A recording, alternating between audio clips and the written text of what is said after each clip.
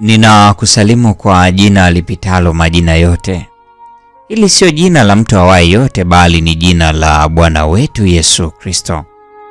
Karibu katika mfululizo wa masomo ya kesha la asubuhi kwa mwaka 2026. Baba yetu anajali. Mwandishi wake akiwa ni Ellen White.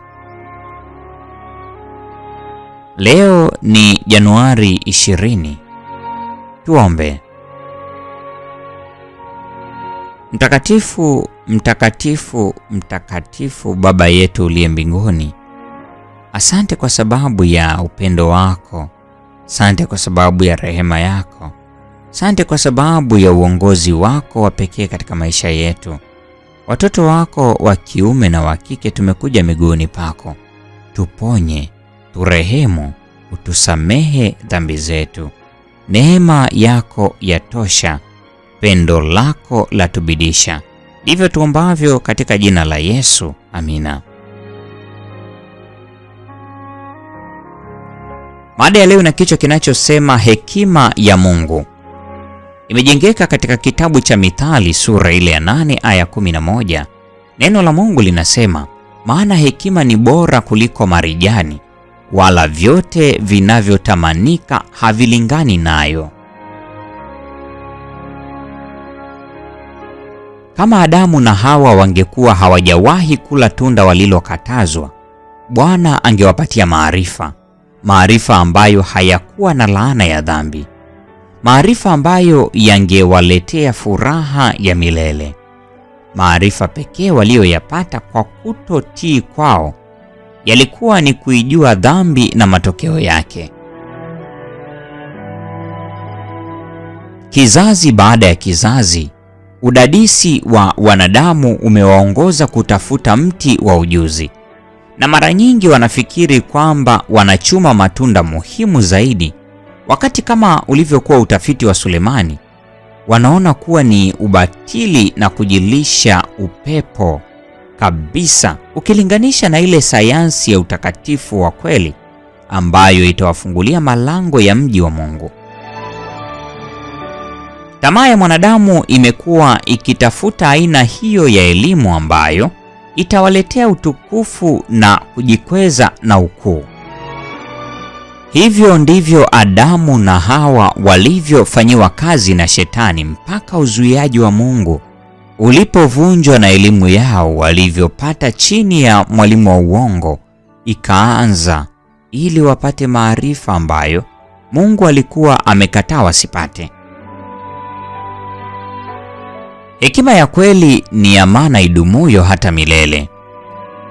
Wengi wa wale wanaoitwa wenye hekima wa dunia hii ni wenye hekima kwa makadirio yao wenyewe.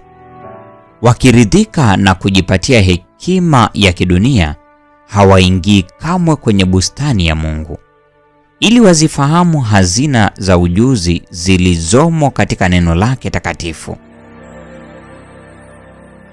Wakijidhani kuwa wenye hekima, ni wajinga kuhusiana na ujuzi wa hekima ambayo wanapaswa kuwa nayo wote watapata uzima wa milele.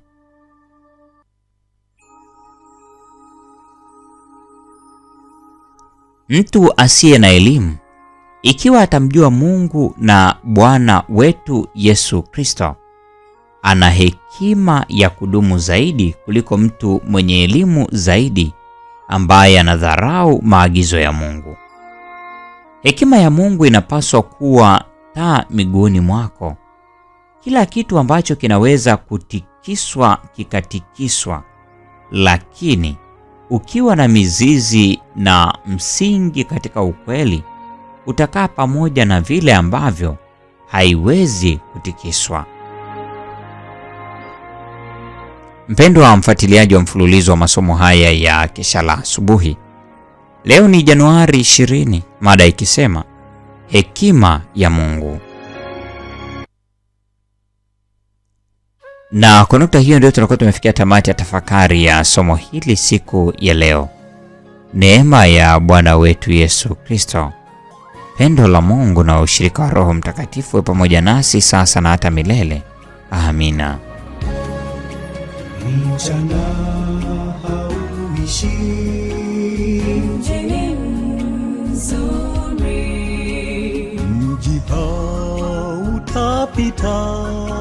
na hapana giza, machozi yatafutwa, kifo hapana pale, hawahesabu siku na hapana giza.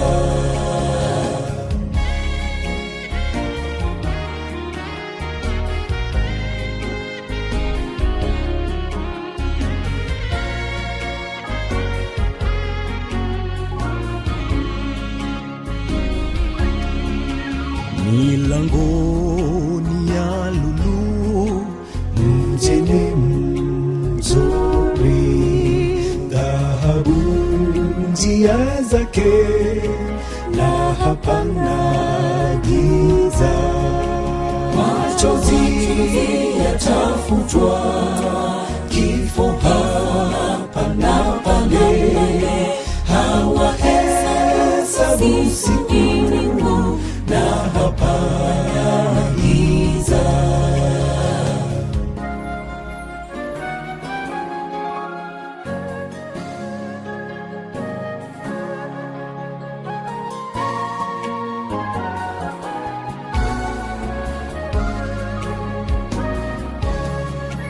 Milango haifungwi mjini mzuri, mtoni wa uzima, na hapana giza, machozi yatafutwa, kifo hapana pale, hawahesabu siku na hapana giza.